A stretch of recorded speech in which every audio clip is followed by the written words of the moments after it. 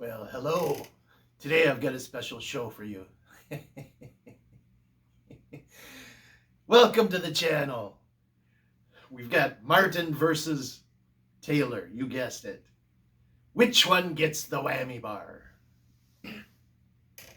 Okay, backstory. I have a Martin, I have a Taylor.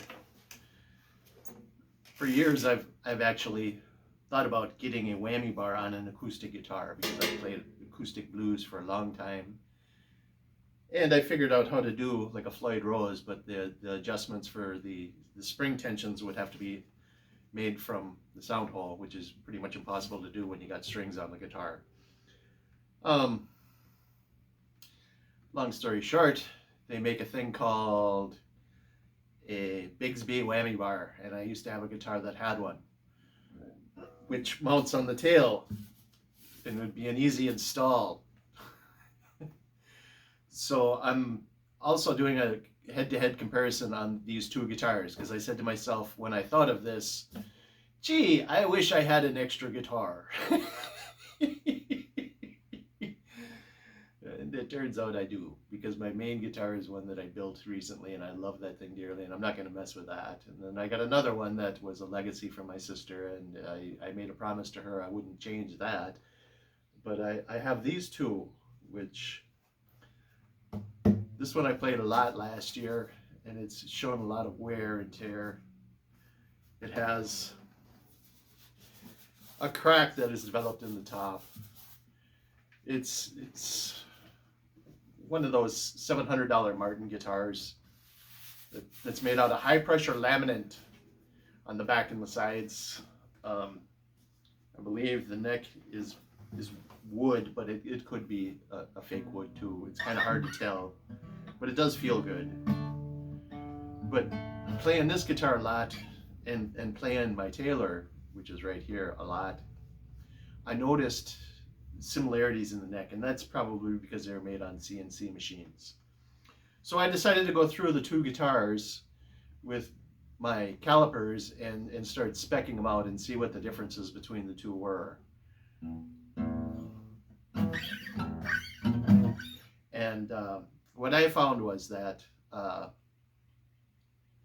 Martin, the strings are a little bit further apart and the action is higher than on the Taylor guitar. The size of the frets is within 2 thousandths, so one is like 0.078 and the other one is 0.081. So they're close enough that they might as well be the same thing. This one has Fishman electronics and the other one has the Taylor system of electronics. And since I'm talking about electronics, I think I will plug this in so you can get a sound sample of what that's like.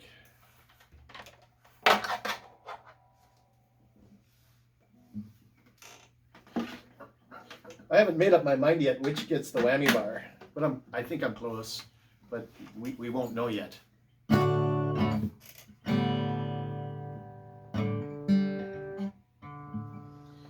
Oh, it helps if you turn on the power to the thing.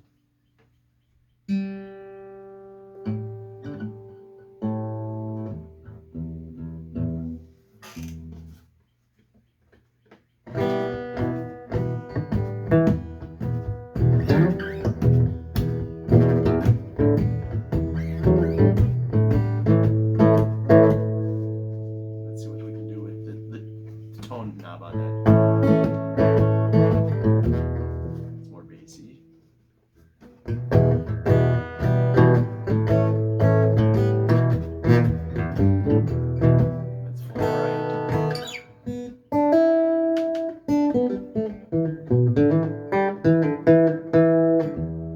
right. So I will turn down the volume.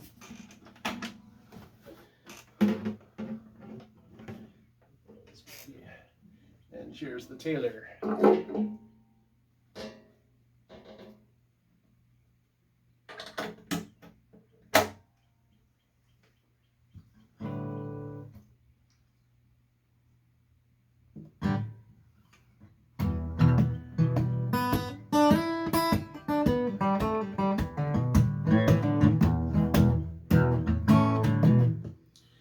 Taylor has these 3 controls up here, and they've got like a center locking position that you can feel. And then they have 3 pickups back here, one on each end and one in the middle. And that's the volume. So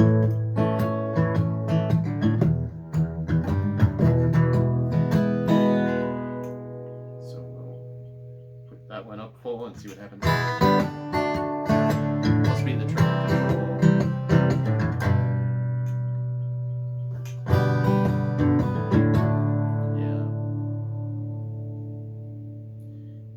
The bass control.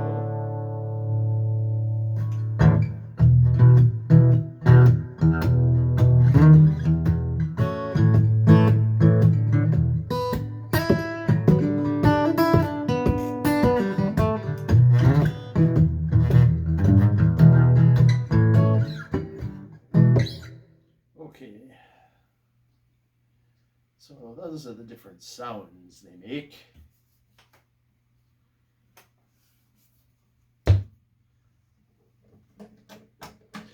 And I mentioned on the Martin that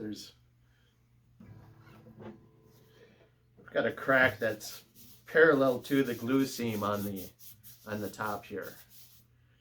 And then there's some wear here. I don't like pick guard, so I pulled it off, and this is worn down. The finish is really thin on this, so I might refinish this top. It's tough to say. But the action on this one is taller. And then on this one, the action is really low. But it's got more tone control. However, especially when you're wearing like a strap which plugs in right here and comes up here, these knobbies don't like to stay in position. It's not the greatest positioning for them. So Taylor, if you're thinking of redoing it, knobbies down in here or wherever would probably be a better idea. I know some guys put in like the slides here, but there's still an electronic box there.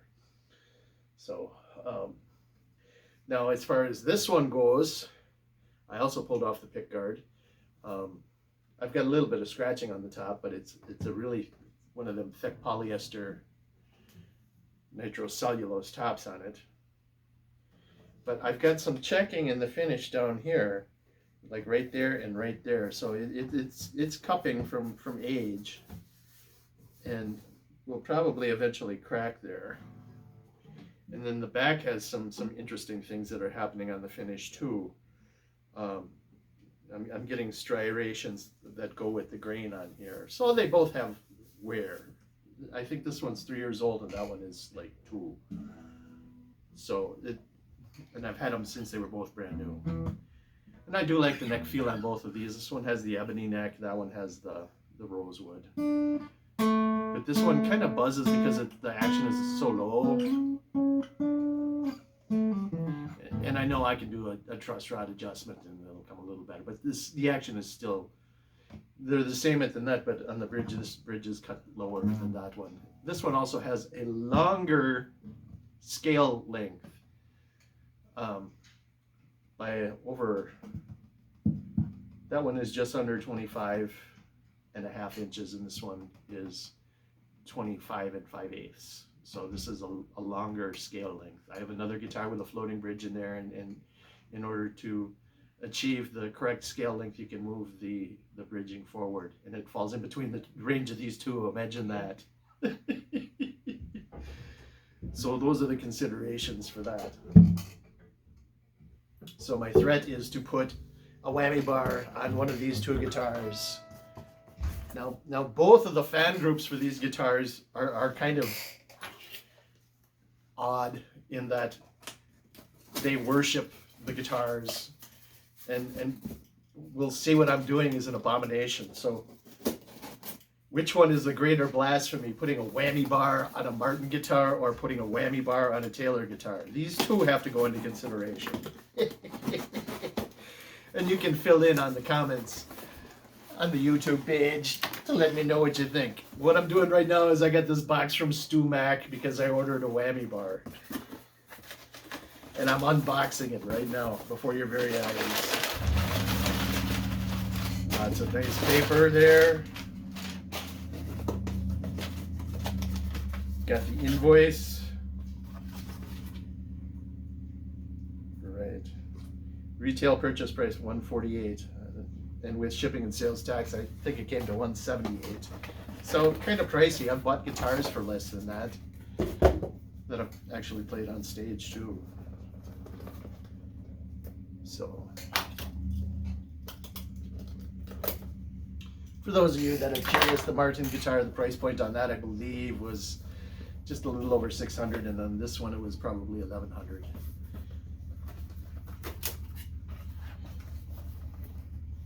Oh, and the Taylor guitar also is made out of a pressure laminate on the sides and the back.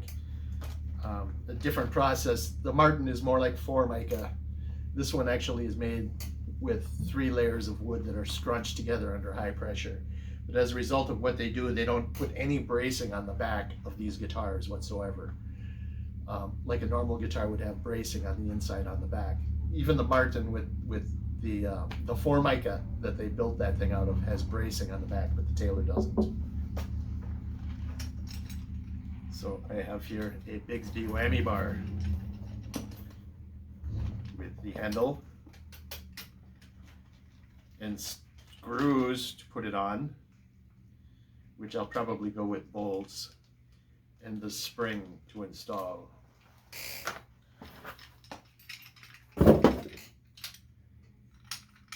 Yes.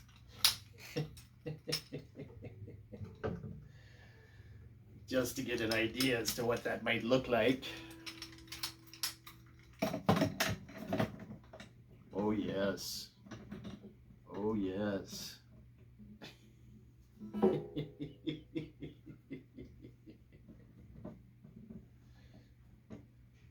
Ah, ah.